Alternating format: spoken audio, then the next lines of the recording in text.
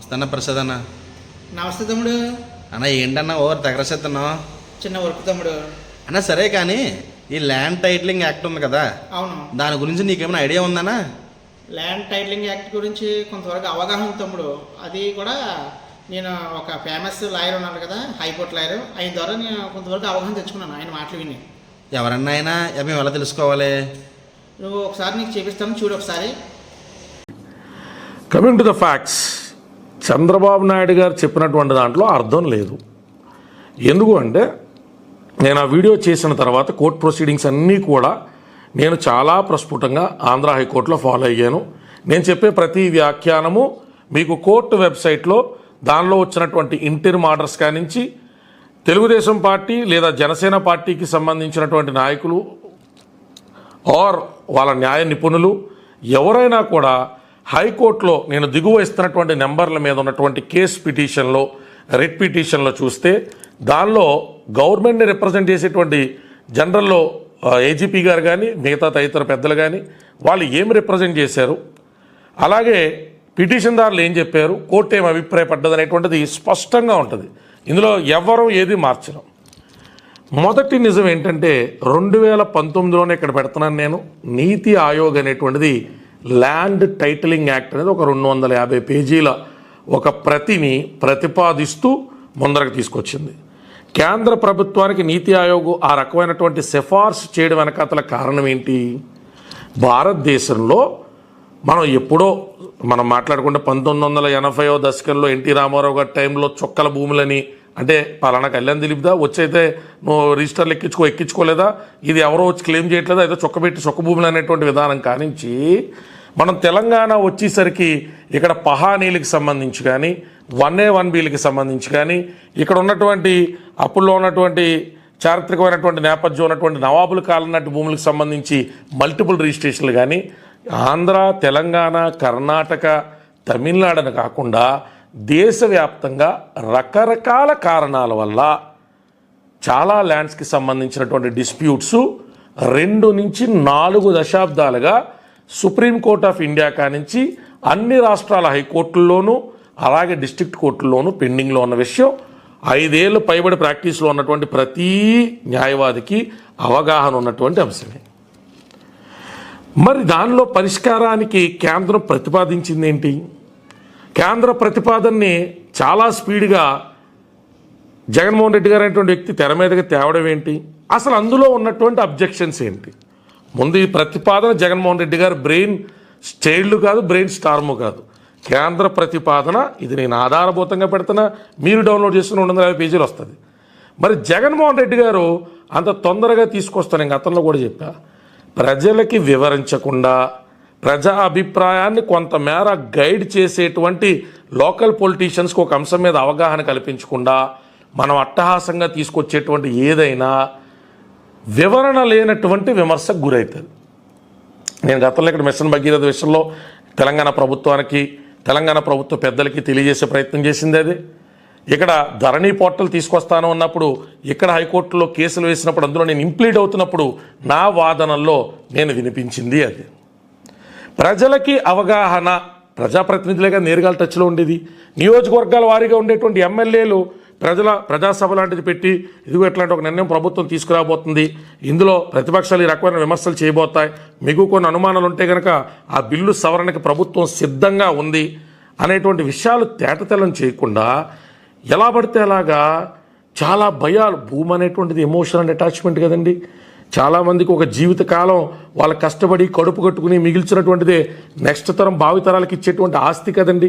అలాంటి సున్నితమైన అంశాల్లో ఎలా పడితే అలాగా హాఫ్ కుక్డ్ బిల్స్ డ్రాఫ్ట్ చేయకూడదు. నేను గతంలో చెప్పిన వీడియో కమెంట్కి నేను ప్రస్తుతానికి రిలేట్ అయ్యే దానికి కట్టుబడే మాట్లాడుతున్నాను. ఆ బిల్లో నేను చెప్పిన అబ్జెక్షన్స్ ఏంటి, ఎవరికైనా భయం కోల్పోయేటువంటి విషయం ఏంటి, అసలు ఆ బిల్లు ఏంటన్నా మామూలు ఒక్క మొక్కలో చెప్పు మాకు.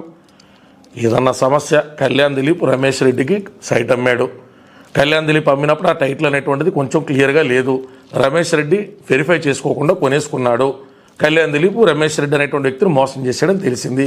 రమేష్ రెడ్డి ఎక్కడికి వెళ్ళాలి? ఈ టైటిలింగ్ యాక్ట్ ముందు దాకా కోర్టుకు వెళ్ళాలి.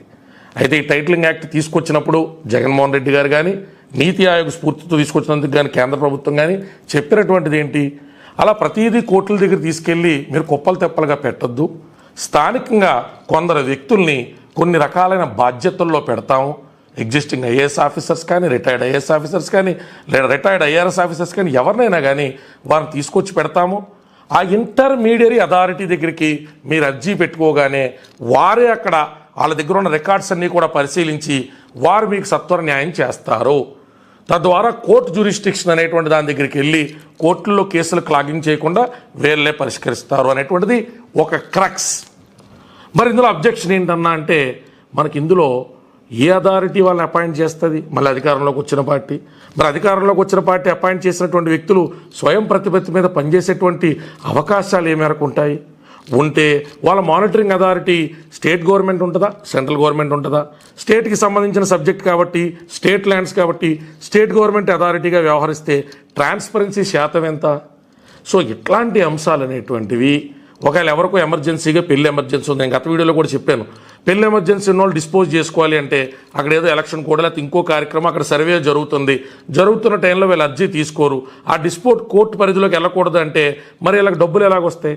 ఈ భూమిని అమ్ముకుని వాళ్ళకి అప్పుడు ఉన్నటువంటి అవసరాన్ని ఎలా తీర్చుకుంటారు?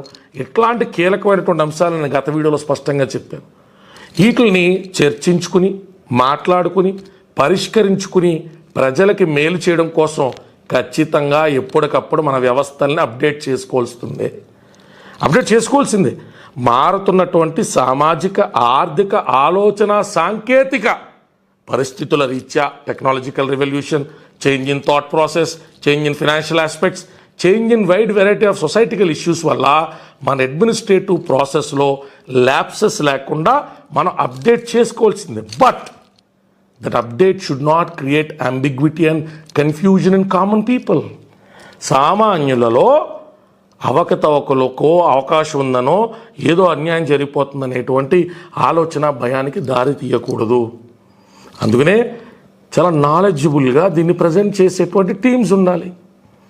ఇప్పుడు నీతి ఆయోగ్ ప్రతిపాదించినటువంటిది కేంద్రం ప్రతిపాదించి ధృవీకరించింది.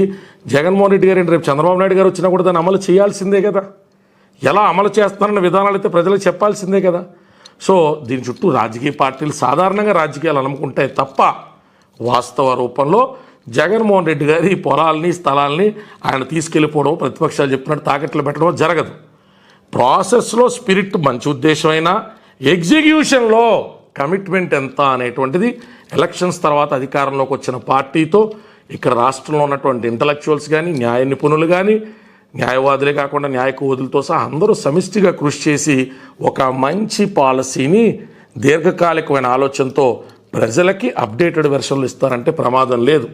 బట్ యథాతథంగా 10 పేజీలు 20 పేజీలు లాస్ట్ టైం నేను బుక్ పెట్టాను, ఓన్లీ ల్యాండ్ టైటిలింగ్ యాక్ట్ని అలాగే ఎగ్జిక్యూట్ చేస్తూ ఉంటే ఎవరు అనుమానాలు ఖచ్చితంగా ఉంటాయి. అదేంటి మా పొలమో మా స్థలమో దానికి సంబంధించి మేము వెళ్ళి ఖచ్చితంగా రిజిస్టర్ చేయించుకోవాలంటే ఎస్, ఇది డెవలప్డ్ నేషన్స్లో కూడా ఉన్నది. ఒక ఓల్డ్ ప్రాపర్టీ నేను కొనుక్కుంటున్నప్పుడు నా పేరు మీద అప్డేట్ చేసుకోవడం అనేటువంటిది లోకల్ అథారిటీకి ఇవ్వడంతో పాటు పట్ట సర్టన్ టైం 2 ఇయర్స్కో, క్వార్టర్లీ, హాఫ్ ఇయర్లీ, యూరోపియన్ నేషన్స్లో అయితే కొన్ని చోట్ల ఒకలాగా, అమెరికాలో కొన్ని చోట్ల ఒకలాగా, అమెరికాలోని కొన్ని రాష్ట్రాల్లో ఒకలాగా, ప్రతి చోట కూడా ఈ ల్యాండ్ టైటిలింగ్ విషయంలో క్రయ విక్రయాల్లో కన్ఫ్యూజన్ ఉండకపోతే రియల్ ఎస్టేట్ వాల్యూ పెరుగుద్దనే ఉద్దేశం, వాటికి సంబంధించినటువంటి అప్డేట్స్, ప్రొసీజర్స్ చాలా డెవలప్డ్ నేషన్స్లో ఇంక్లూడింగ్ సింగపూర్లో. సరే, సింగపూర్ అనేటువంటిది ఇప్పుడు గవర్నమెంటే వాళ్ళకి మన అర్బన్ స్కీమ్స్ లాగా మనం ఎంఐజీ, హెచ్ఐజీల మాదిరి వాళ్ళకు కూడా ఇప్పుడు ఇస్తూ ఉన్నారు అనుకోండి. మొన్న మా రిలేటివ్ కూడా ఇల్లు తీసుకున్నారు. సో డిఫరెంట్ ప్యాటర్న్స్లో అప్డేషన్ అనేటువంటిది అవసరం, కానీ దాన్ని మరింత లోతైనటువంటి చర్చ తర్వాత ఆలోచన చేసుకోవాలి.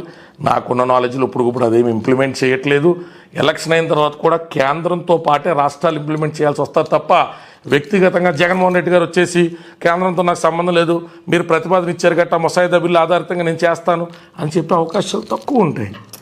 అలా అమలు జరిగినా మనం ఆలోచించాల్సిందల్లా కోర్టుకి వెళ్ళేటువంటి మధ్యలో ఉన్న మధ్యస్థంగా పెట్టినటువంటి ల్యాండ్ టైటిలింగ్ అథారిటీస్ ఎవరైతే ఉంటారో వాళ్ళ పారదర్శకత మీద మన చర్చ ఉండాలి తప్ప మన భూములు మొత్తం పోతాయనో ఎవరో పట్టుకెళ్తారనో కాదు. ఆలస్యం, జాప్యం ఎక్కువ జరిగితే ఇలా ముక్కు ఎలా ఉందంటే చుట్టుకుంటా వచ్చి కోర్టుకు వెళ్తే పోనీ కోర్టులో పరిష్కారం అయ్యడానికి అవకాశం ఉన్నదాన్ని మనం తిప్పి వీళ్ళ దగ్గర 6 నెలలు, సంవత్సరం అయితే నిజంగా ఎమర్జెన్సీ కోసం, మెడికల్ ఎమర్జెన్సీ, మ్యారేజ్ సంబంధించిన ఎమర్జెన్సీలు అమ్ముకోవాల్సి వస్తే ఎలాగా అనేటువంటిది చర్చించాల్సినటువంటి అంశం. కానీ అది ప్రతిపక్షాలు చెప్తున్నంత ఆందోళనకరమైనటువంటి అంశం, ప్రతిపక్షాలు దుయ్యబడుతున్నంత అఘాయిత్యం జరిగిపోయేటువంటి అంశం అయితే కాదు. It's as simple as it is. జై భీమ్, జై భారత్. విన్నాక తమ్ముడు, ఆ మాటలు వినగానే నీకు అర్థమై ఉంటుంది. ఎవరు పడితే అది మాట్లాడేస్తూ ఉంటారు. ఇది ఎలక్షన్ కదా తమ్ముడు, ఏది పడితే అది మాట్లాడేస్తూ ఉంటారు. ఈ మాటలు వినైనా నువ్వు అవగాహన తెచ్చుకుని నువ్వు తెలుసుకుంటాం చాలా మంచిది. అది అన్న చాలా థ్యాంక్స్ అన్న, మంచి ఇన్ఫర్మేషన్ ఇచ్చావు. Thank you.